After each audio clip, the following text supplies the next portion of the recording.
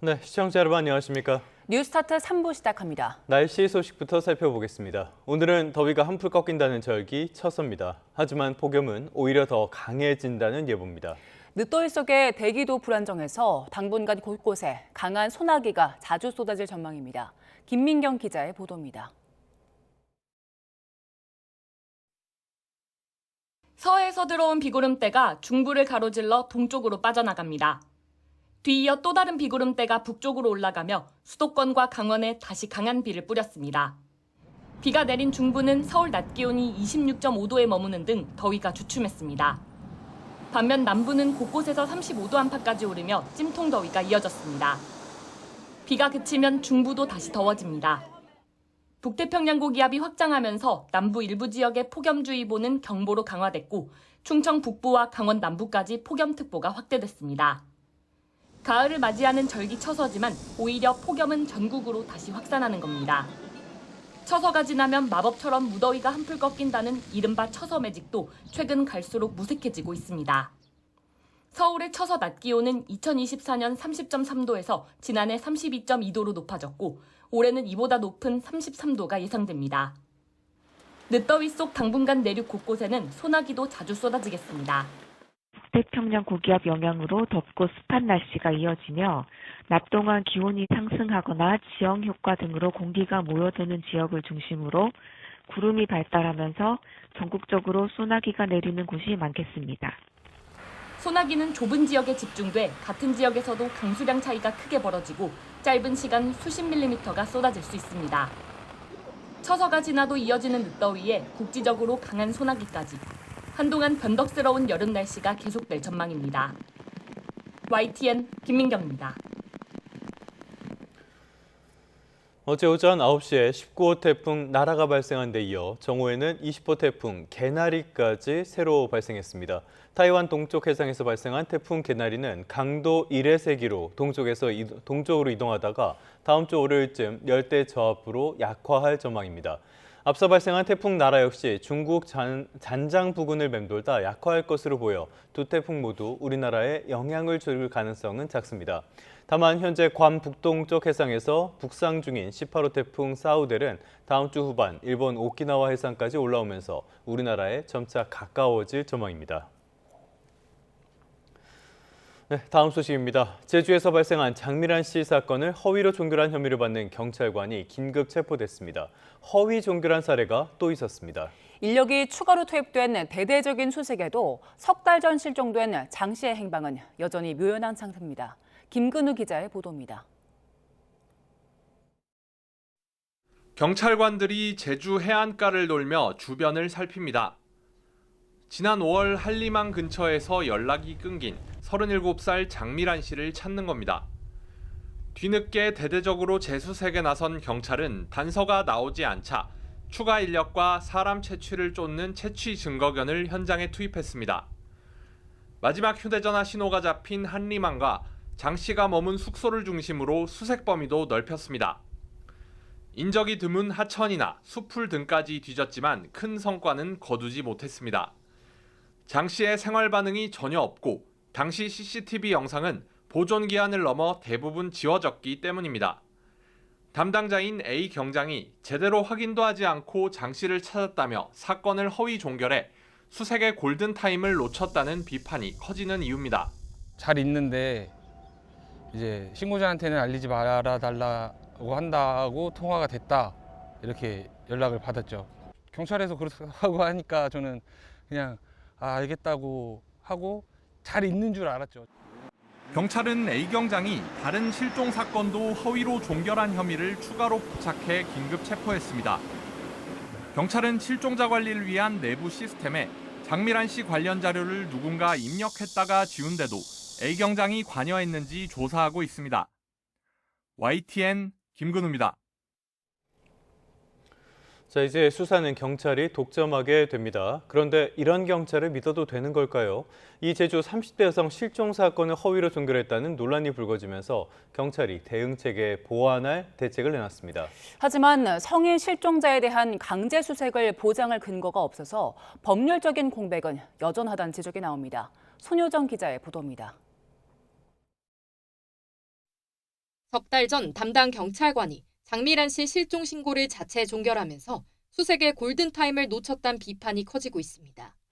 초기 대응에 실패했다는 지적에 경찰은 뒤늦게 개선책을 마련했습니다. 담당자 홀로 사건을 종결하지 못하도록 관리자의 확인을 거치는 이중장치를 실종자 관리 시스템에 도입하겠다는 계획입니다. 하지만 현장에서는 이 같은 조치만으론 한계가 있다는 목소리가 나옵니다. 아동이나 치매 환자, 정신장애인의 실종 신고가 접수되면 경찰은 즉각 수색과 위치 추적에 나설 수 있습니다. 반면 성인은 강제 수색 규정이 없는 데다 일단 가출인으로 분류된 뒤 실종 여부를 따지게 됩니다. 결국 생존율을 좌우할 초기 추적에 시간이 걸릴 수밖에 없는 겁니다.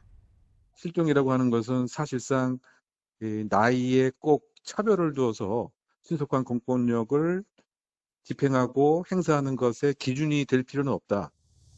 물론 단순 가출 신고까지 모두 수색에 나설 경우 경찰 인력 부담이 커지고 아동 등 취약계층 실종 수사에 공백이 생길 수 있다는 우려도 적지 않습니다. 범죄 혐의점이 확인될 때 적극적 수색을 보장하도록 법을 보완해야 한다는 의견도 제기됩니다. 아동에 준해서 만약에 하게 된다라고 한다면 경찰에게 인력이라든가 근무할 수 있는 여건 이것을 마련해 주지 않는 상태에서 엄청난 부담만 주는. 현행 22대 국회엔 성인 실종도 강제 수색하게 하는 법안이 계류돼 있습니다. 현실적인 수사 여건을 고려하되 실종 사건 대응의 틀을 보완하는 논의가 필요하다는 지적입니다. YTN 손유정입니다. 네, 조금 전에 들어온 속보 하나 전해드리도록 하겠습니다. 오늘 새벽 6시 43분, 그러니까 10여 분 전쯤이죠. 해남군 서쪽, 서북 서쪽으로 23km의 규모 3.1의 지진이 발생했다는 속보가 들어와 있습니다. 네, 규모는 3.1이었는데요. 이 정도 규모라고 한다면 실내 일부 사람이 느낄 수 있는 정도의 지진입니다. 기상청에서도 지진 발생 인근 지역에서는 이 지진동을 느낄 수 있다고 말했는데요. 규모는 3.1이었고요. 발생 깊이는 21km. 자, 이 해당 지역에서 지금 최근에 약한 지진이 잇따르고 있는데요. 14일부터 해서 최근까지 여러 차례, 6차례 정도 지진이 계속 발생을 하고 있습니다. 오늘 지진은 이 가운데서 제일 큰 규모인데요. 일단은 해당 지역 주민들에게 안전을 유의해달라고 기상청이 당부를 했으니까요. 혹시라도 위험한 일 없도록 주의를 해주셨으면 감사하겠습니다. 자세한 내용은 들어온 대로 다시 한번 정리해서 전해드리도록 하겠습니다. 다음 소식입니다. 경찰청 국가수사본부는 어제 제주에서 실종된 30대 여성 장미란 씨의 실종 사건과 관련해 실종자 가족에게 허위 제보를 반복한 10대 A군을 검거했다고 밝혔습니다. A씨는 실종자 가족에게 신음소리를 들려주면 실종자를 찾게 해주겠다는 등의 문자와 장난 전화를 17차례 가까이 보낸 혐의를 받습니다. A군은 경찰 조사에서 충동적으로 그랬다고 진술한 걸로 파악됐습니다. 경찰은 A군의 추가 범행을 막기 위해 전기통신 접근을 금지하는 긴급 응급조치 처분을 내렸다고 설명했습니다. 네, 이번에 국제 소식 살펴보겠습니다. 미국으로 가보겠습니다. 트럼프 행정부가 캐나다산 제품에 50% 관세를 부과했습니다. 캐나다 역시 보복 관세로 맞불 대응에 나섰습니다. 미국은 추가 대응을 예고하고 당분간 협상에 나서지 않겠다고 밝히기도 했습니다. 워싱턴으로 가보겠습니다. 홍상희 특파원. 미국과 캐나다의 관세 갈등이 다시 고조되고 있는데요. 캐나다 총리가 입장을 밝혔다고요? 네, 그렇습니다. 마크 카니 캐나다 총리는 미국의 관세 발효에 맞서 미국산 제품에 보복 관세를 부과하겠다고 말했습니다. 어제 미국과 캐나다의 무역 협상 결렬 직후 이 트럼프 행정부는 와인과 유제품, 기계 등 캐나다산 제품에 50% 관세 부과를 시행했죠. 현지 시간 22일 연설에 나선 캐나다 총리는 다음 달 8일부터 미국산 철강과 낙농품, 가전제품, 농기계 등에 보복 관세를 부과할 거라고 말했습니다. 카니 총리의 발언 먼저 들어보시겠습니다. Canada will match Washington's new tariffs dollar for dollar in order to protect Canadian workers, farmers, families, and businesses. We cannot accept what they've offered, and we will not give what they've asked. And I know there's other questions. 미국과 전쟁 중이라는 말도 했는데요. 미국산 제품에 대한 품목별 관세율은 추가로 발표할 거라고 설명했습니다. 카니 총리는 이번 주 초까지만 해도 양국의 이익이 되는 합의를 향해 나아가고 있었는데 미국이 불공정하고 캐나다의 이익을 훼손하는 새로운 조건을 걸었다고 주장했습니다. 미국이 너무 많은 걸 요구하면서 너무 적은 걸 제안했다면서 이 동맹국을 상대로 관세를 부과하고 경제적 통합을 무기로 사용하고 있다고 비난했습니다. 캐나다 온타리오주 총리도 트럼프 대통령을 맹비난하면서 캐나다인의 단결을 촉구했는데요. 이 말도 들어보시죠. President Trump is the type of person that would steal your lunch money the first day. He'd steal the toque off your head the second day, and the third day he'd steal your running shoes. He is not to be trusted whatsoever. We need to stay united. 네, 캐나다의 관세 보복에 미국도 추가 보복을 예고했다고요. 네, 미국과 캐나다의 맞불 대응이 꼬리에 꼬리를 물고 이어지고 있는 모습입니다. 제이미슨 그리어 미 무역대표부 대표는 오늘 폭스뉴스와의 인터뷰에서 중국과 캐나다만 미국에 보복을 하고 있다면서 이 추가 대응에 나서겠다고 말했는데요. 그리어 대표의 말도 들어보시죠. We're moving forward with measures that respond to Canadian retaliation. Remember, as President Trump has introduced a trade policy to reshore American production and protect American jobs, two countries have retaliated against the United States, the People's Republic of China and Canada. 또 캐나다와 새로 예정된 협상이 없다고 말해 당분간 협상을 재개하지 않겠다는 뜻도 분명히 했습니다.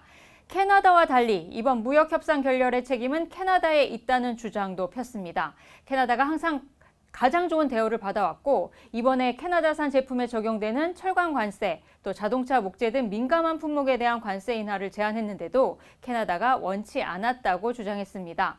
트럼프 대통령은 미국과 멕시코, 캐나다의 이 북미 무역 협정도 손을 보겠다는 입장이기 때문에 이 미 언론들은 이번 관세 맞대응으로 북미 무역 질서 전반이 흔들릴 수 있다고 우려하고 있습니다. 지금까지 워싱턴에서 전해드렸습니다.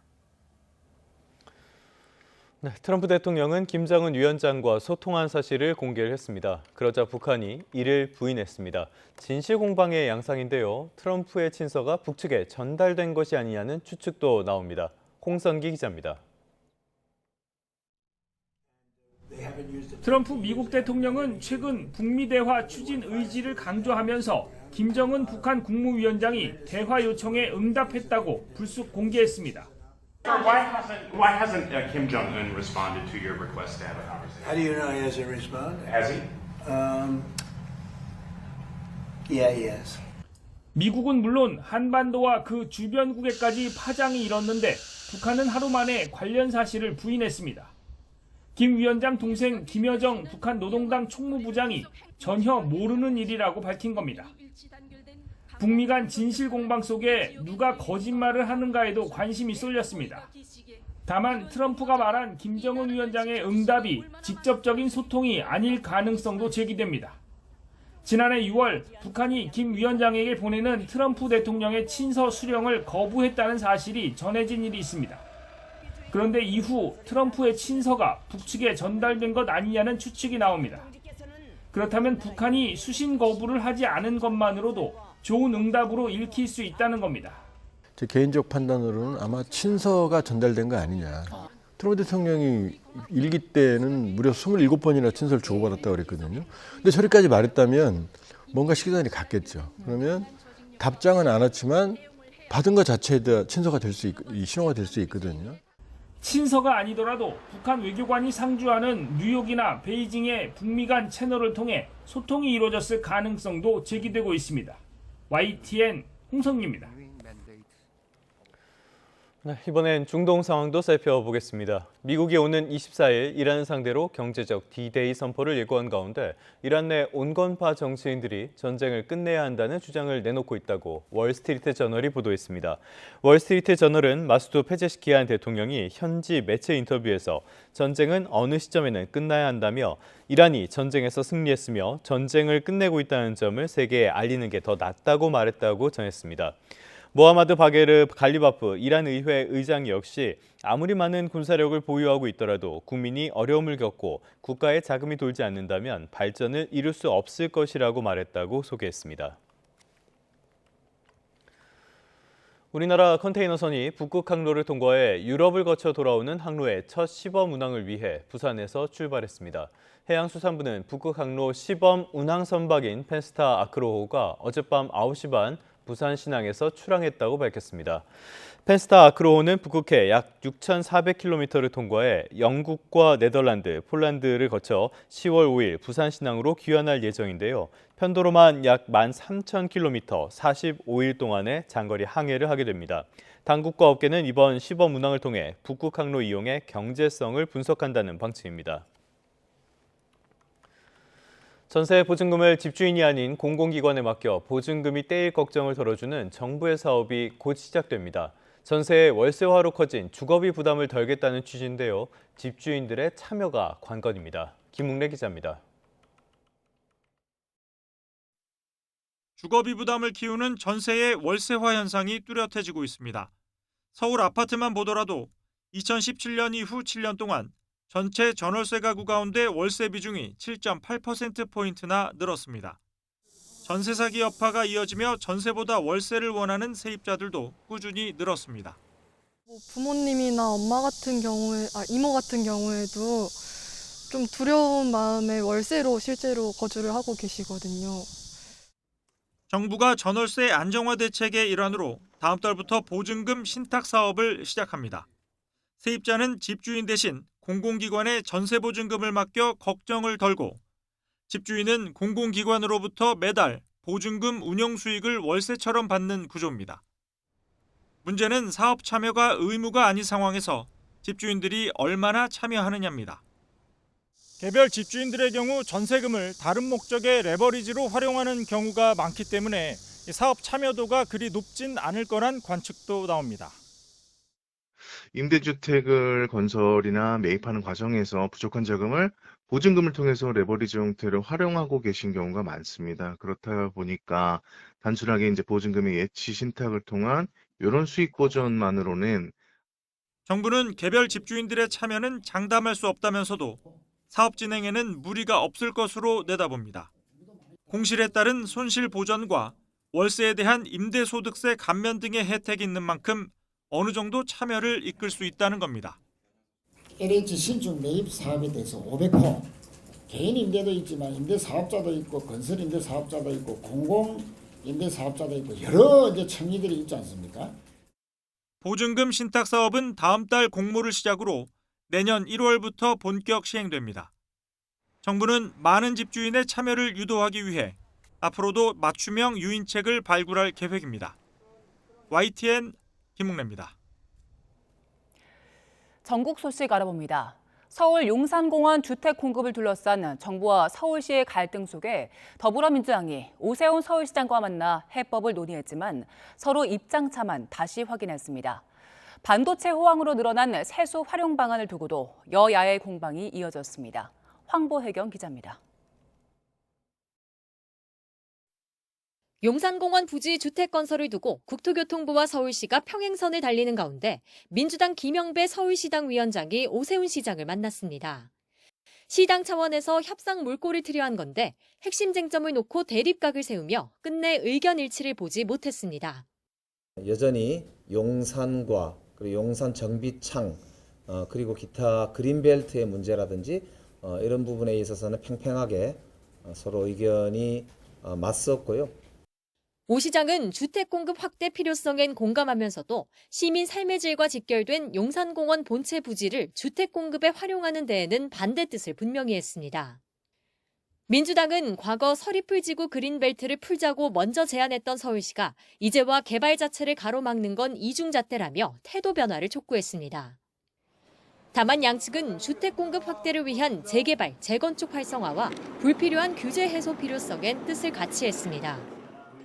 국민의힘은 정부의 청년 주거 대책을 싸잡아 탁상공론이라고 비판하며 공세를 이어갔습니다. 국토부가 고시원에 욕조 설치를 허용하는 규제 개선안을 검토했다가 청년층 반발에 재검토하기로 한 것이 도화선이 됐습니다. 펫버스 논란부터 욕조 고시원 논란에 이르기까지 이재명 정부와 민주당이 청년 세대를 향해 보이는 집단적인 조롱 릴레이라고. 반도체 호황으로 확보된 추가 세수 100조 원 규모를 미래대응기금으로 적립해 재투자하겠다는 정부안을 놓고도 여야 입장은 극명하게 엇갈렸습니다. 청년, 성장 동력, 지방, 교육 인재 등 4대 핵심 분야에 대한 집중 투자는 대한민국의 새로운 도약이자 정부는 미래를 준비한다고 분칠을 하고 있지만 실상은 국민의 혈세를 마음대로 쓰겠다는 선언입니다. 민주당 안에선 추가 세수 일부를 청년 주택 공급 재원으로 활용하자는 제안에 힘이 실리는 가운데 김민석 지도부 첫 고위당정협의회에서 관련 논의가 이뤄질 거로 예상됩니다. YTN 황보예경입니다. 더불어민주당 김민석 신임 대표의 취임 첫 주였죠. 지도부 회의부터 인사까지 집권 여당 풍경이 변화하고 있습니다. 당의 언어부터 태도까지 모두 바꾸겠다는 일성대로 체질 변화에 속도를 내는 모습입니다. 부장원 기자입니다. 김민석 신임 당대표는 대표직 수락연설에서 더 유능한 민생 중심 정당을 만들겠다며 대변혁을 예고했습니다. 국민 여러분, 민주당을 바꾸겠습니다. 언어도 정책도 태도도 문화도 진화할 것입니다. 단순한 노선 변경을 넘어 체질을 싹 바꾸겠다는 의지를 보인 건데 취임 첫날부터 변화의 흐름은 뚜렷했습니다. 가장 먼저 기업으로 치면 이사회 격인 최고의사결정기구 최고위원회의 풍경부터 달라졌습니다. 의뢰 당대표 회의실에서 열리던 것을 김민석 호 출범 뒤 두 차례 회의 모두 현장을 찾아 진행한 겁니다. 중앙당은 서울이고 시도당은 지방이다라는 개념을 벗어나서 최고회의도 한두 번 정도가 지방에서 계속 개최될 것이기 때문에 준비한 발언을 번갈아 낭독한 뒤 중요한 논의는 비공개 진행하던 회의 방식도 확 바뀌었습니다. 김 대표가 원칙적으로 회의를 전부 공개하기로 지시한 건데 당 안팎에선 이재명 대통령이 주재하는 국무회의 생중계를 연상시킨다는 반응도 나옵니다. 이 밖에 앞으로 당의 모든 행사를 국민에 대한 존중으로 시작하겠다며 정중리, 이른바 90도 인사도 도입했고 당의 언어는 글이 아니라 글입니다. 국민과 당원들을 향해서 우리가 열심히 하겠습니다 하는 절을 한번 하는 것으로 당의 모든 뉴스가 새벽부터 당의 플랫폼에서 시작해야 한다면서 민주당 TV 출범도 예고했습니다. 김민석 호 출범 첫 주 지도부 회의부터 인사 방식까지 당의 풍경이 빠르게 바뀌었습니다. 국민에게 더 가까이, 더 투명하게 알리겠다는 취지인데 보여주기식을 넘어 실질적인 소통 문법의 변화를 이끌어낼지 주목됩니다. YTN 부장원입니다. 최근 부동산이나 증시 같은 정부 여당의 악재 이슈에도 제1야당인 국민의힘의 지지율은 답보 상태를 벗어나지 못하고 있습니다. 당내 갈등이 계속되며 대한정당으로의 존재감이 사라졌다는 지적까지 나오는데요. 권남기 기자의 보도입니다. 부동산 세제 개편안을 둘러싼 반발 여론은 장관을 향해서 기어서 다니란 이 대통령의 농담 섞인 말로 이어졌습니다. 저 부담이 늘어나는 쪽은 엄청나게 반감을 가지게 돼 있습니다. 그러니까 무조건 기어서 다니세요. 한미 연합훈련을 대폭 축소하겠다는 미국 쪽 움직임엔 국방과 외교장관 모두 자신들은 몰랐다고 입을 모았습니다. 한미 정무 당국자는 아무도 내용을 몰랐습니다. 저희도 사전에 통보받지 못했습니다. 여기에 단일 종목 레버리지 ETF 실책이나 끊이질 않는 대통령 재판 공소 취소 논란까지 최근 정부 여당 악재 이슈가 계속되며 이 대통령 지지율은 취임 뒤 최저치를 오갔습니다. 여느 때보다 대여 공세와 대안 제시로 국민 마음을 살 법도 하지만 국민의힘은 반사 이익은커녕 20% 중반의 지지율 답보 상태가 이어지고 있습니다. 현역 의원 징계나 당 조직 정비를 둘러싼 충돌 등 내부 갈등에 여념이 없는 모습 때문이란 지적이 나옵니다. 멱살이나 무소속 지원, 각종 실언에 일부 총선 출마가 어려울 정도의 징계가 떨어지자 사냥개다 단두대냐란 험한 말들이 터져나왔습니다. 윤리위가 아니라 정치적 숙청의 도구일 뿐이며 국민의힘의 각 지역 책임자 격인 당협위원장들을 모두 다시 뽑아보려는 시도엔 당내 투톱 정점식 원내대표까지 반대하며 쪼개진 내부 구도를 그대로 드러냈습니다. 우리 지도부가 이런 걸 할 수 있는 권위가 없다고 했습니다. 사실상 총선 공천을 미리 행사하는 건데 이제 중진들로 무게추가 옮겨간 장동혁 대표 퇴진 충돌은 어느새 공개 말싸움이 일상이 됐습니다. 나는 희생하지 않고 그냥 대표 한 명 죽여서 우리가 그냥 다음 총선 치르겠다? 승리했을 때는 중진들이 희생했을 때입니다. 근데 책임지는 모습을 보이는 거는 틀림없이 지금도 필요하다고 생각이 되고 물러나는 게 더 맞겠다, 확실히. 당 지도부에선 기득권을 가진 의원들이 장 대표의 이른바 개혁 시도를 막으며 내용이 불거진 거란 불만도 감지됩니다. 다만 징계의 타당성이나 정책 추진 방향을 떠나 장 대표 스스로 리더십을 돌이켜봐야 한다는 지적이 당 안팎에서 계속됩니다. 곧 취임 1년을 맞는 장 대표가 내부 갈등을 외연 확장 동력으로 바꿀 대안을 제시할 수 있을지 주목됩니다. YTN 권남기입니다. 사건 사고 소식입니다. 수원 광교 신도시에 출몰했던 대형 도마뱀이 11일 만에 붙잡혔습니다. 뜰채를 활용해 안전하게 포획하면서 사람도 도마뱀도 다치지 않았습니다. 이영원 기자입니다.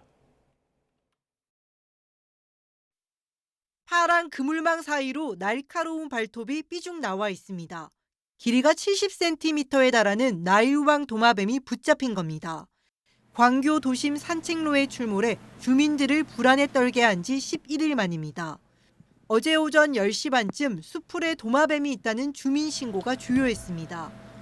즉시 출동한 소방대원들이 뜰채로 대형 도마뱀을 둘러싸 1시간 만에 포획에 성공했습니다. 최초 발견 장소에서 떨어진 홍제도서관 근처 강변에서 겨우 붙잡은 건데 다행히 다친 사람은 없었고 도마뱀도 외관상 상처가 발견되지 않았습니다.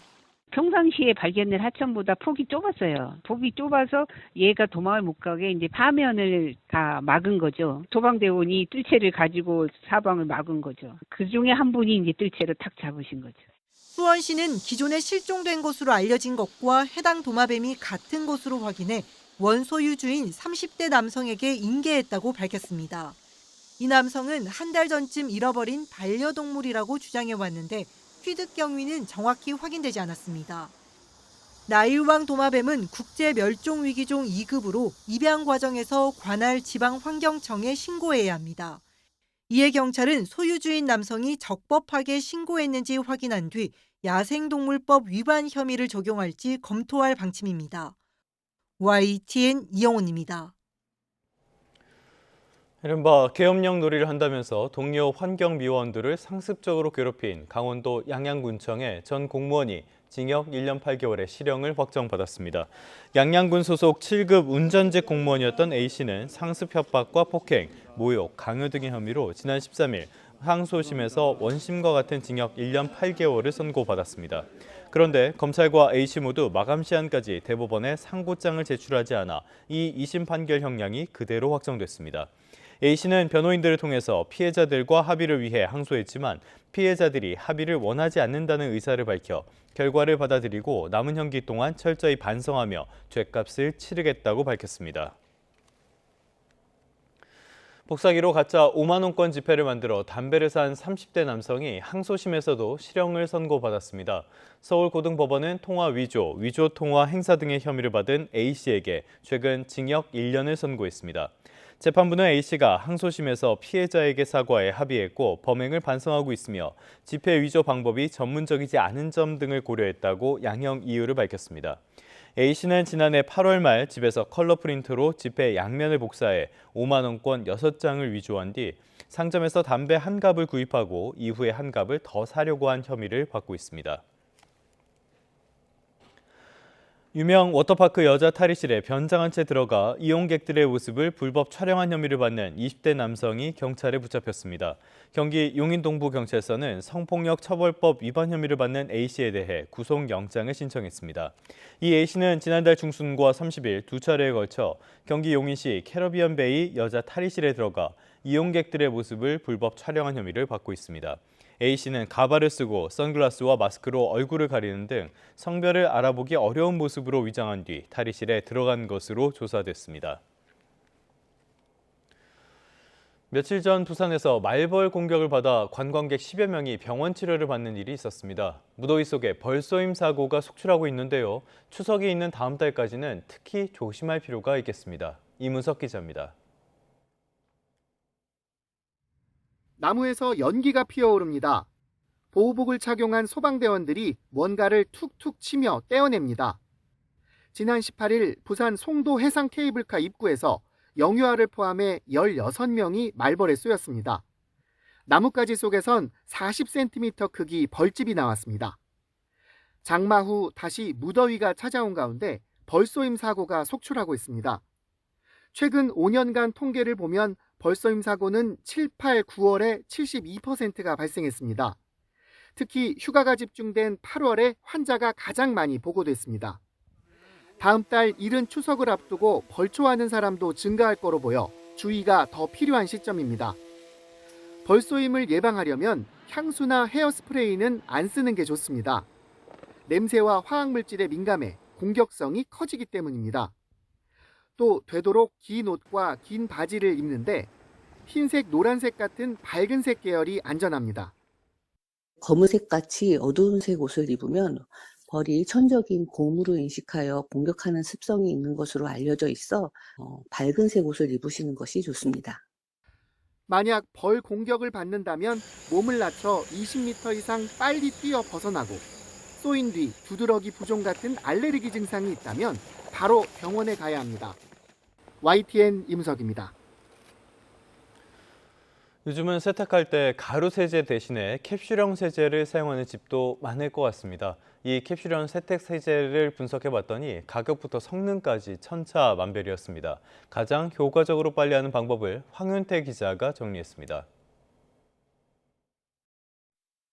말랑말랑하고 한 손에 잡혀서 집어넣기만 하면 되는 캡슐형 세탁 세제입니다. 가루 세제를 대신해 사용이 늘어난 만큼 제품도 다양해졌는데 한국소비자원이 시중에 많이 팔리는 8개 세제를 모아 실험해봤습니다. 오염 종류에 따라 세척 성능이 제각각이었습니다.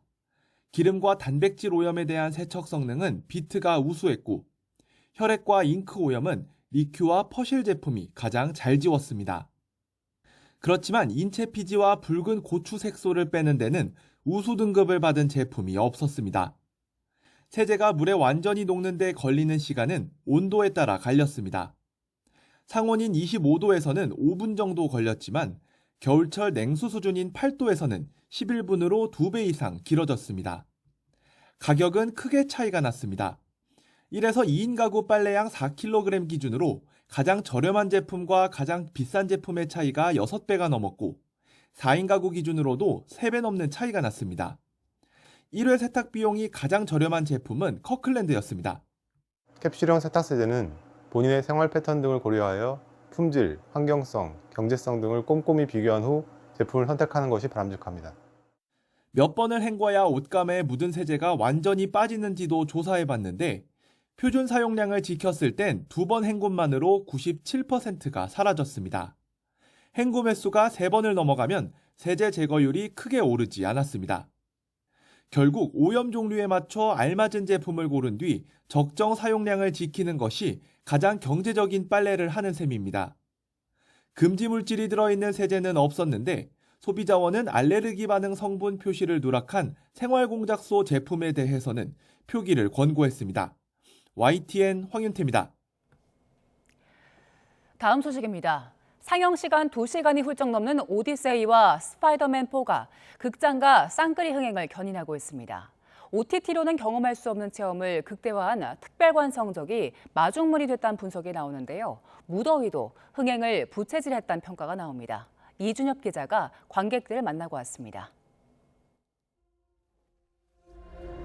엿새 차이를 두고 개봉한 스파이더맨 브랜드 뉴 데이와 오디세이의 상영 시간은 각각 2시간 25분과 2시간 52분에 이릅니다.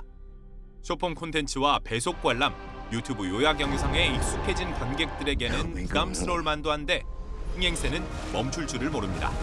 이게 영화가 길다 보면 스토리나 서사를 좀 풀 시간이 되게 길어진다고 생각을 해서 마지막에 더 재밌는 장면이 나왔을 때 그냥 쇼츠 같은 거 보는 것보다는 훨씬 더 큰 도파민이 터지고 그런 부분이 또 있는 것 같아서 저는 긴 영상의 매력도 있다고 생각합니다.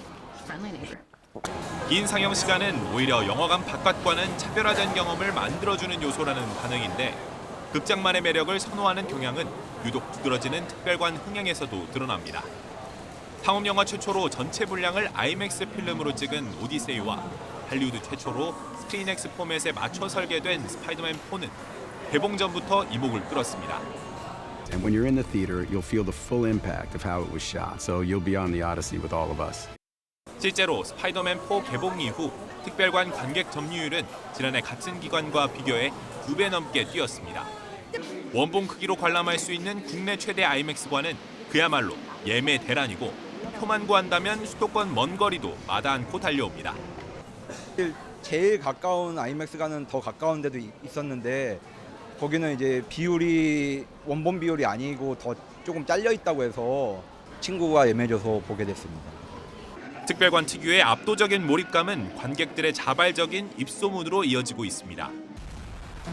일단 스크린X 용산이 좀 유일한 사면이라고 그래가지고 그래서 궁금해서 봤는데 이게 액션씬도 많고 막 뉴욕 이렇게 도시 왔다 갔다 하니까 이렇게 온 화면이 다 그렇다는 게 너무 재밌었어요. 스파이더맨이 좀 빠르게 움직이다 보니까 확실히 좀 생동감이 있었어요. 한때 40도를 넘나든 무더위도 극장으로 발길이 이어진 이유입니다. 이렇게 답답한 정장을 갖춰 입어도 땀 한 방울 나지 않을 정도로 시원한 극장은 도심 속 피서지 역할을 톡톡히 하고 있습니다. 두 작품을 연이어 밤샘 상영하는 등 열대야와 폭염을 겨냥한 극장가의 마케팅도 적극적입니다. Lastly, keep cool. And if you're looking to beat the heat, why not head to a nice chilly movie theater and catch Spider-Man Brand New Day. To all my fans in Korea. 영화관만의 매력으로 무장하고 날씨까지 맞아떨어지면서 극장가는 코로나19 이후 가장 큰 회복세를 보이고 있습니다. 할리우드 대작들의 개봉이 줄을 잇는 연말까지 관람객 유입세가 이어질지 주목됩니다. YTN 이순엽입니다. 네, 앞서 속보로 전해드렸는데요. 전남 광주 해남에서 규모 2 안팎의 약한 지진이 최근 잇따르고 있는데 오늘 새벽 6시 43분쯤 규모 3.1의 지진이 발생했습니다. 위치는 해남군 서북서쪽 21km 지역이고요. 지진 발생 깊이는 21km로 분석됐습니다. 최대 진도는 4로 실내에서 많은 사람이 느끼고 밤에는 잠에서 깨기도 하며 그릇과 창문 등이 흔들리는 수준입니다. 지진이 발생하자 전남 소방본부에는 신안과 해남에서 지진을 느꼈다는 유감 신고가 현재까지 모두 2건 접수됐습니다. 기상청은 지진 발생 인근 지역은 지진동을 느낄 수 있다며 안전에 유의해야 한다고 당부했습니다. 네, 일본에서도 지진 소식이 있었습니다. 오늘 새벽 2시쯤 일본 지바현 가시와시 북동쪽 18km 지역에서 규모 5.9의 지진이 발생했다고 기상청이 외국 관측기관 등을 인용해 전했습니다. 진앙은 북위 36도, 동경 140.1도이고 지진 발생 깊이는 70km입니다.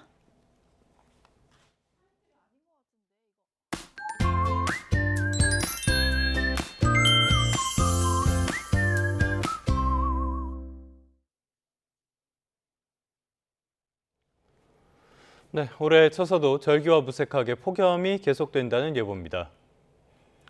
네, 그래도 밤사이 중부지방은 선선했는데요. 현재 기온을 기상센터 연결해서 알아보겠습니다. 유다은 캐스터. 네, 현재 기온 전해드리겠습니다. 현재 서울 기온은 23.1도, 춘천은 22도, 안동 22.8도로 중부지방을 중심으로 밤사이 선선했습니다. 반면 남부지방은 밤사이 기온이 25도를 웃돌면서 곳곳에서 열대야가 나타났습니다. 현재 전주의 기온이 26.3도, 창원 26.7도, 부산은 27.5도를 보이고 있습니다. 낮에는 지금보다 기온이 10도 이상 크게 오릅니다. 서울이 33도, 청주가 35도를 비롯해 전주와 창원도 35도까지 오를 것으로 보입니다. 폭염특보 상황도 살펴보면 강원 일부와 충청에 폭염주의보가 확대가 됐고요. 또 남부지방은 폭염경보로 강화된 곳이 많습니다. 오늘 서울의 낮 기온은 33도로 어제보다 7도가량이나 높겠고 처서가 지나도 찜통더위는 계속되겠습니다. 오늘도 대기 불안정으로 서쪽을 중심으로 소나기가 옵니다. 양은 5에서 40mm, 그리고 돌풍과 벼락을 동반할 것으로 보입니다. 이번 주에도 열대야와 낮더위는 계속될 전망입니다. 날씨였습니다. 네, 8월 23일 새벽 YTN 뉴스타트 모두 마치겠습니다. 네, 잠시 뒤 뉴스와이드가 이어집니다. 시청해주신 여러분 고맙습니다.